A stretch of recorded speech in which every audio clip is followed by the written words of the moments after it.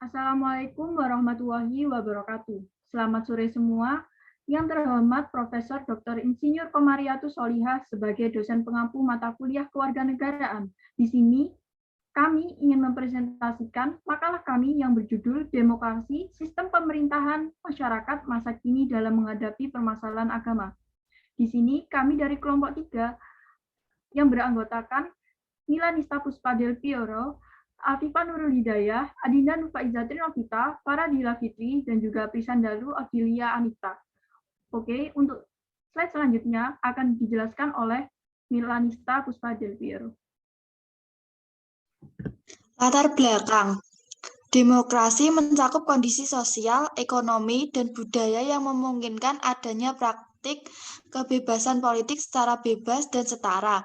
Demokrasi inilah yang disalahgunakan oleh pihak-pihak tertentu yang memanfaatkan kebebasan untuk kepentingan golongannya sendiri.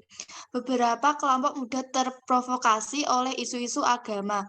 Oleh karena itu, demokrasi Indonesia harus bisa membuat demokrasi yang berkualitas dan sesuai dengan kepribadian bangsa. Next.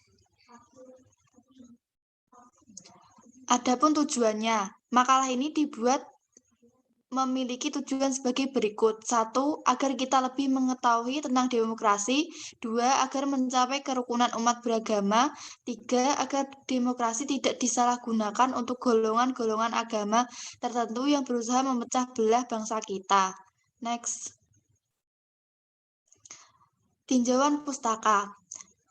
Tinjauan empiris. Menurut Hilmi 2015, di Indonesia demokrasi hampir memberikan kebebasan seluas-luasnya bagi warga negara Indonesia. Walaupun demokrasi saat ini dianggap sedikit berlebihan, namun tiap warga negara Indonesia harus memiliki kebebasan dalam memiliki hak yang sama untuk berpendapat. Salah satunya masalah agama. Masalah umat beragama di Indonesia memang saat ini banyak dibicarakan. Oleh karena itu, di Indonesia harus menegakkan demokrasi terutama masalah agama. Selanjutnya akan disampaikan oleh teman saya, yaitu Afifah Nurul Hidayah.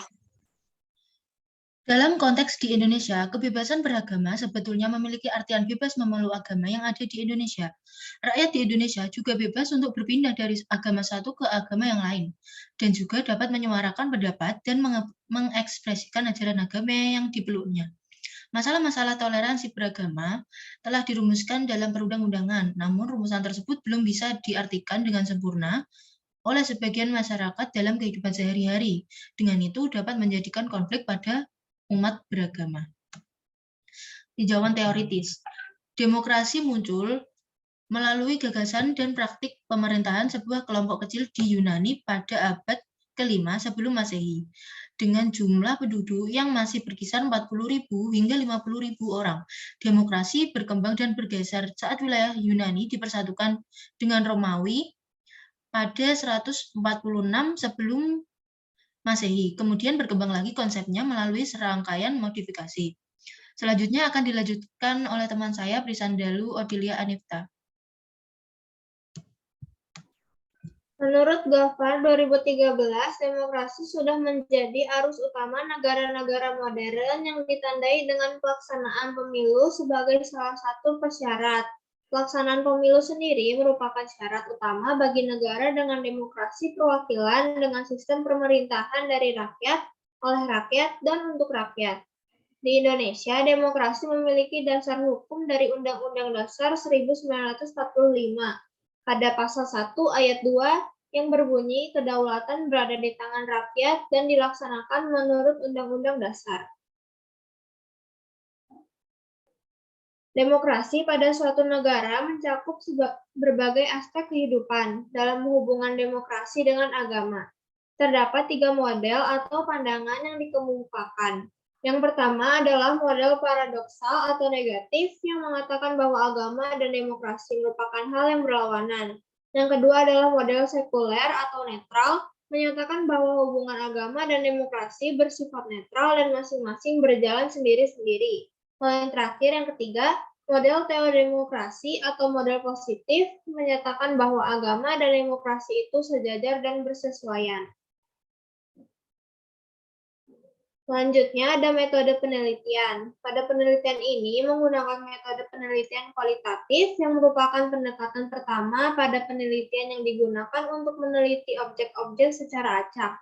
Penelitian ini menggunakan literatur maupun studi kasus.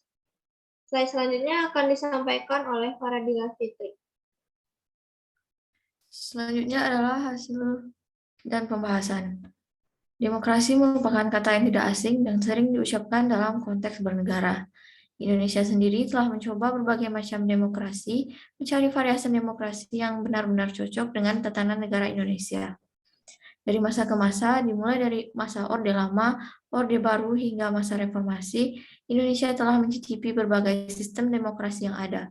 Seiring dengan berpindah dan bergantinya kekuasaan, Indonesia juga ikut mengalami perubahan. Pelaksanaan demokrasi di Indonesia dalam praktik menghadapi kendala yang bersifat politis dan ideologis, yang diyakini sebagai salah satu bentuk sistem politik terbaik untuk mencapai efektivitas penyelenggaraan pemerintahan suatu negara. Namun praktik kehidupan demokrasi masih banyak perubahan dinamika perkembangan politik, terutama di Indonesia. Hal ini terlihat dari Undang-Undang Dasar 1945 yang diberlakukan kembali melalui Dekret Presiden 5 Juli 1959 dengan tujuan melaksanakan Undang-Undang Dasar 1945 dan Pancasila dengan murni dan konsekuen. Tapi pelaksanaan tersebut belum terwujud karena adanya pemusatan kekuasaan pada presiden seorang. Selanjutnya akan dilanjutkan oleh Adinda Nurfaiza Trinovita. Selanjutnya adalah keberadaan umat beragama di Indonesia bukanlah hal yang asing. Umat beragama dan kepercayaan di Indonesia sudah lama ada dan telah hidup berdampingan sejak lama. Hak dalam beragama inilah salah satu hak asasi manusia yang perlu dijamin oleh hukum dan demokrasi negara Indonesia. Negara juga harus berusaha menjamin ketertiban dan ketentraman di tengah keberagaman beragama. Di samping itu, kemajuan zaman dan adanya globalisasi dapat memunculkan paham-paham baru seperti radikalisme, liberalisme, hingga komunisme yang dapat mengancam demokrasi yang telah terbangun pada bidang agama. Akan tetapi, pada dasarnya tujuan agama sendiri bukanlah untuk melawan perubahan ataupun kemajuan apabila yang berhubungan dengan kemajuan umatnya. Oleh karena itu, dibutuhkan sifat objektif dan memilah-milah berbagai hal yang baru yang muncul. Kesimpulan dari makalah kami, yaitu pelaksanaan demokrasi di Indonesia dalam praktiknya mengalami tantangan dan masalah yang bersifat agamis. Meskipun demikian, demokrasi sudah menjadi banyak tantangan pemerintah yang terbaik untuk menyelenggarakan pemerintahan negara.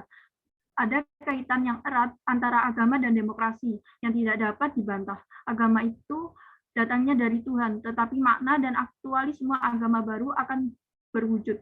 Ketika agama itu dipahami, dihayati dan dipraktekkan oleh pemeluk dalam realitas budaya. Oleh karena itu, relasi agama dan demokrasi menjadi sebuah keharusan, walaupun ada banyak pro dan kontra di dalamnya. Saran dari makalah ini diharapkan kita bisa mengetahui semua yang berhubungan dengan demokrasi dan juga bisa mengatasi isu-isu agama yang beredar, yang bisa membuat kita terpecah belah. Dalam proses penulisan makalah ini diharapkan bisa berjalan dengan baik, serta tidak ada kendala yang mempengaruhi penulisan makalah. Mengenai penulisan makalah ini bisa dikatakan masih jauh dari kata sempurna. Oleh karena itu, diharapkan para pembaca bisa memberikan kritik yang membangun untuk penulisan makalah selanjutnya. Baik, sekian dari presentasi kelompok 3. Mohon maaf apabila ada salah. Wassalamualaikum warahmatullahi wabarakatuh.